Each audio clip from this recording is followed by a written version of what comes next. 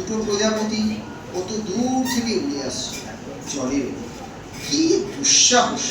তুমি হেসেছিলে আর আমার কি ভালো লেগেছিল।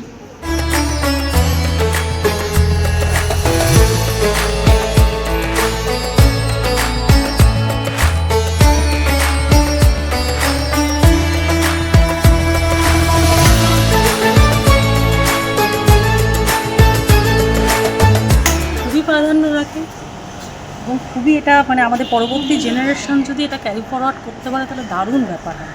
আমরা যেটাকে সাংস্কৃতিক এই অনুষ্ঠানগুলো আমরা যে সাংস্কৃতিক দৃষ্টিকোণ দিয়ে এইভাবে টেনে নিয়ে যাচ্ছি বা যারা উদ্যোক্তা তারা যে যথেষ্ট পরিশ্রম করে এটা করছেন এবং আমরা যারা এগুলোর পৃষ্ঠপোষকতা করে চলছে এটার তো দারুণ একটা প্রভাব সমাজ পড়বেই এবং পড়তে বাধ্য।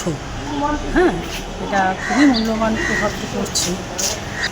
দেখুন এখন তো নেটের যুগ, মোবাইলের যুগ, তারা এখন এই সাংস্কৃতিক এটাতে তাদের মধ্যে ইম্প্যাক্টটা হচ্ছেই না। তারা এত ফাস্ট চলেছে, তাদের কেরিয়ারের দিকে ছুটছে। তারা কটা কবিতা বা আজকালকার জেনারেশন, পরবর্তী জেনারেশন কটা কবিতা বাড়িতে শোনে বলুন তো? একটা কবিতা শুনতে দেখেছেন তাদের?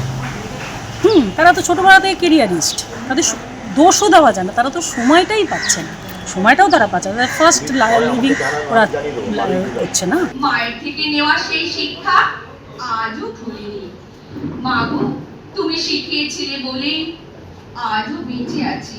এটা মায়ের ভালোবাসা। আমরা কি সত্যিই শিক্ষা নিয়েছি?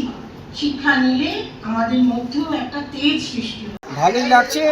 এটা তো আমাদের শিল্পী মনের আহ্বানে আমরা এসেছি আর বিচিত্রিতার তরফ থেকে আজকে উপস্থাপনা হলাম।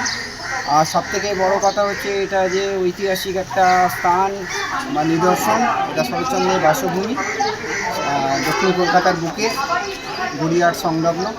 ভালোই লাগছে, উপলব্ধিও ভালো, ঐতিহাসিক জায়গা।